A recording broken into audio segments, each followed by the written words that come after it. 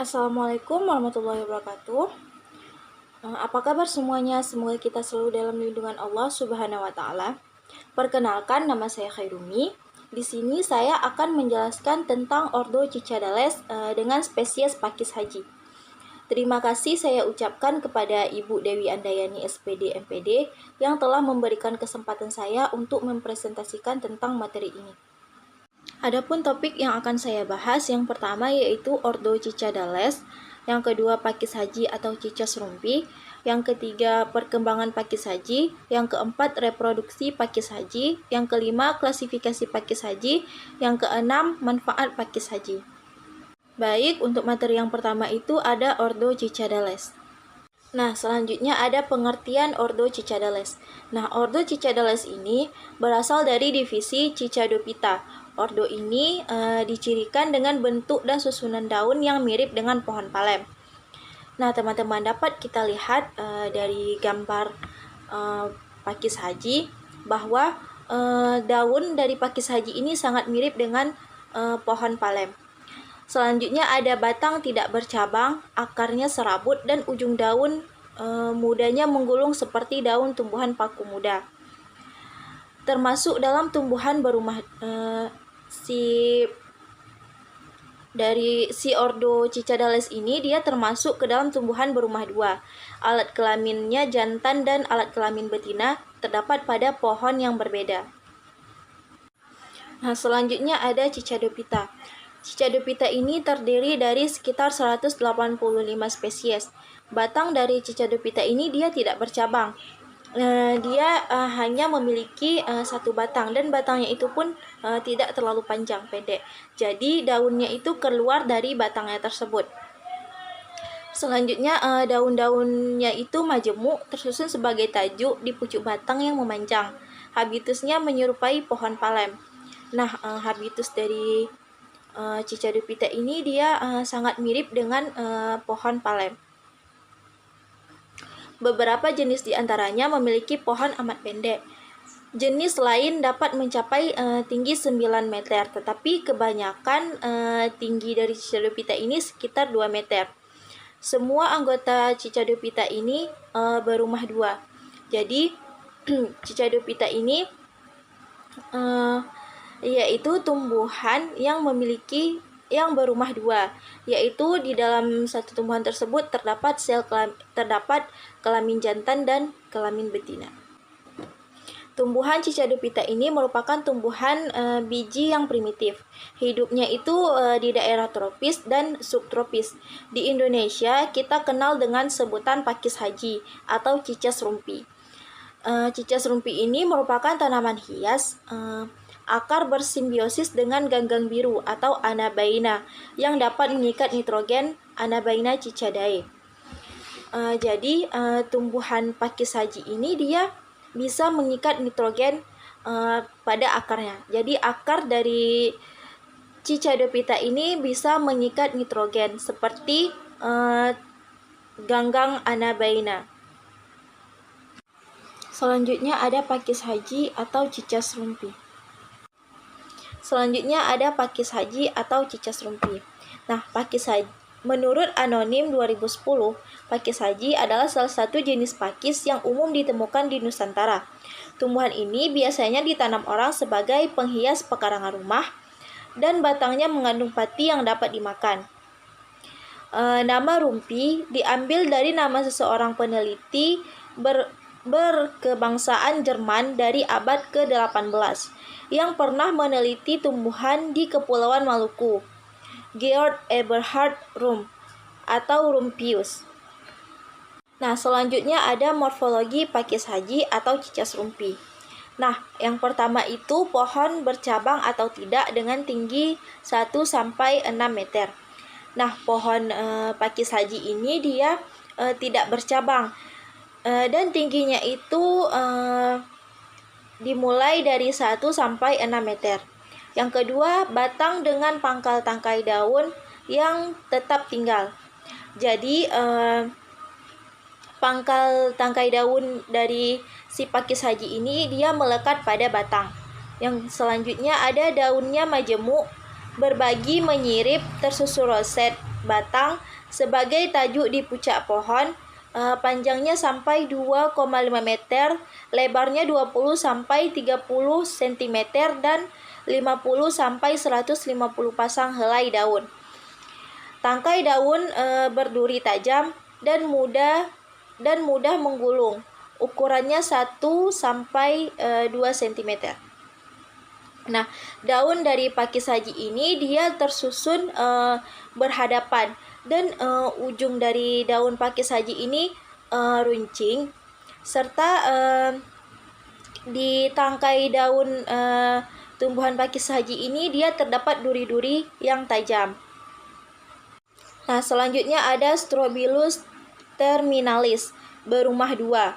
Strobilus jantan berbentuk kerucut dan bertangkai pendek, berwarna kuning cerah dengan panjang 30 sampai 70 cm.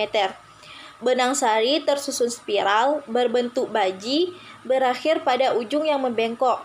Panjangnya 3 sampai 12 mm. Strobilus betina berbentuk kerucut, daun buah panjangnya 25 sampai 40 cm. Bergerigi, berakhir dengan ujung yang panjang, tepi rata dan lancip. Nah, teman-teman, dapat kita lihat dari gambar bahwa Strobilus jantan ini dia memiliki bentuk yang kerucut.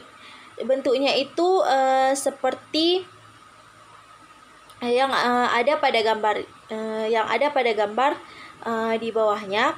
Selanjutnya ada bentuk Strobilus betina, dapat teman-teman lihat sendiri pada gambar di sebelahnya. Nah, selanjutnya ada bakal biji terletak pada daun-daun buah yang tetap terbuka, atau tidak membentuk bakal buah yang menyelubungi bakal biji. Daun-daun biji masih tampak sifatnya seperti daun, dan bakal-bakal bijinya terdapat pada tepinya. Selanjutnya biji bulat memanjang, panjang 4 sampai 6 cm, berwarna hijau, oranye sampai kecoklatan. Habitat dari pakis haji ini sering terdapat di tepi pantai dengan substrat berpasir dan tanah dengan bebatuan kapur. Jadi teman-teman, habitat dari pakis haji ini dia dapat tumbuh dan sering banyak ditemukan itu di tepi pantai yang dengan tanah yang berpasir, atau bisa juga pakis haji itu tumbuh di tanah dengan bebatuan kapur. Nah, selanjutnya ada perkembangan pakis haji. Perkembangan pakis haji. Nah, semua gimnospermae adalah heterostrop, artinya mempunyai dua macam spora, yaitu mikrospora dan megaspora. Nah, mikrospora atau polen menghasilkan gametofit jantan, sedangkan megaspora tunggal menghasilkan gametofit betina. Dan pada gametofit ini terbentuk arkegonia. Kedua macam spora yang dihasilkan di dalam sporanya yang terdapat pada sporofil yang tersusun spiral aksis Strobilus, menurut Kimball 1987. Nah, pada tumbuhan berbiji, istilah mikrospora merupakan serbuk sari, dan mikrosporangium merupakan kantung serbuk sari, dan mikrosporofil merupakan benang sari. Istilah megaspora merupakan kandung lembaga atau kantung embrio. Megasporangium merupakan bakal biji, dan megasporofil merupakan daun buah atau sering disebut dengan karpela. Nah, sporofit yang dihasilkan dari mikrosporofil atau Strobilus jantan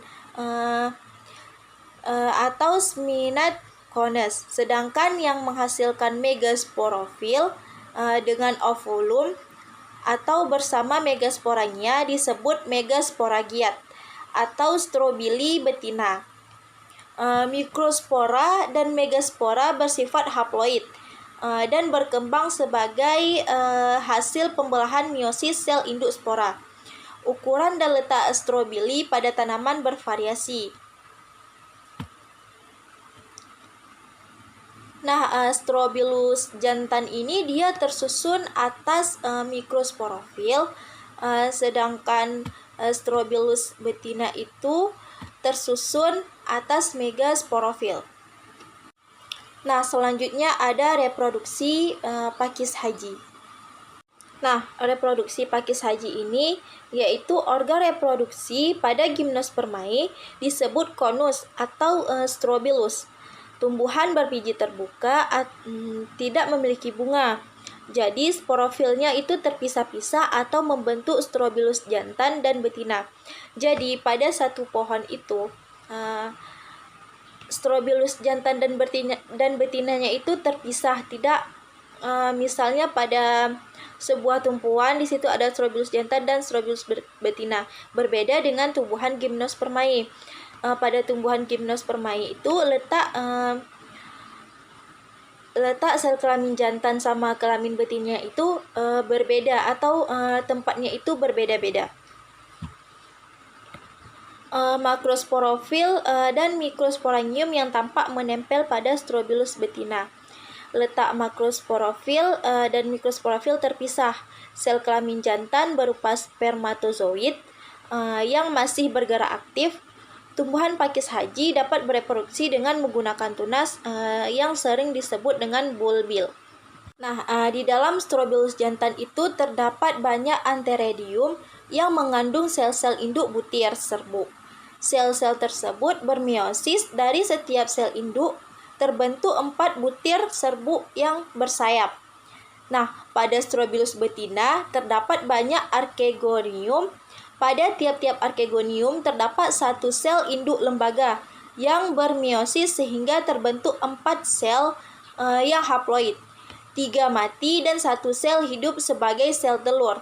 Archegonium ini bermuara pada satu ruang archegonium. Pada Gymnospermae sering terjadi polyembrioni. Walaupun hanya ada satu embrio yang terus berkembang karena adanya pembelahan beberapa archegonia.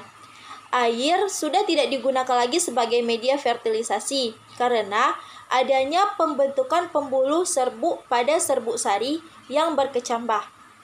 Nah, pada Coniferophyta dan Genetophyta, spermanya tidak mempunyai flagel sehingga buluh serbuk menghantarkannya langsung ke mulut archegonia.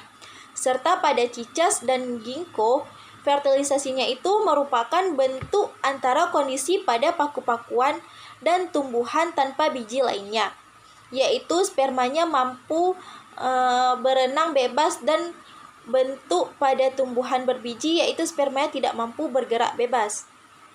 Nah, gametofit jantan umumnya bersifat haustorial, yaitu menyerap makanan dari ovulum ketika tumbuh. Walaupun dibutuhkan bulu serbuk, tetapi tidak langsung masuk ke archegonium. Bulu serbuk tersebut tumbuh dan menetap di dalam nucellus selama berbulan-bulan sebelum menuju gametofit betina. Setelah sampai di mulut gametofit betina, bulu serbuk robek dan melepaskan sel sperma yang berflagel banyak. Sperma tersebut kemudian menuju ke archegonium dan membuahi telur. Dengan adanya bulu sperma tersebut, maka tumbuhan berbiji tidak ada lagi yang bergantung pada ketersediaan air pada fertilisasinya. Nah, selanjutnya ada klasifikasi pakis haji. Nah, pakis haji ini kingdomnya Plantae, divisi Cicadophyta, kelas Cicadopsida, ordo Cicadales, famili Cicadaceae, genus Cicas, spesies Cicas rumpi. Selanjutnya ada nama daerah pakis haji. Yang pertama Jawa, Paku Haji. Dari daerah Sunda, pakis haji dari Jawa Tengah, Pako Haji dari Madura. Selanjutnya ada Sumatera, pakis haji dari Minangkabau, Paku Hayo dari Lampung. Selanjutnya ada Bali, yaitu Paku Lemputu. Nah, selanjutnya Maluku, ada Utanimel dari Ambon, Siku-Siku, Ternate, Sarima Gunyutu, Tidore. Selanjutnya ada Sulawesi, Baloko Minahasa, Patuku Gorontalo, Patugu Bugis. Selanjutnya ada Nusa Tenggara, yaitu Paku Haji.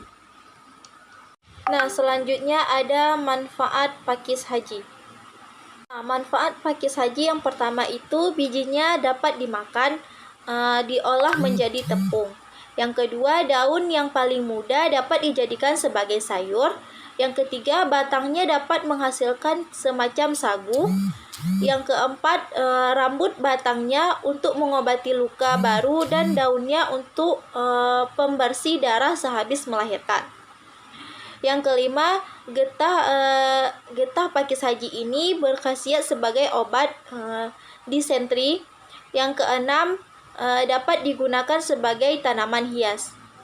Baik, hanya ini yang dapat saya sampaikan. Lebih dan kurang saya mohon maaf. Saya akhiri. Assalamualaikum warahmatullahi wabarakatuh.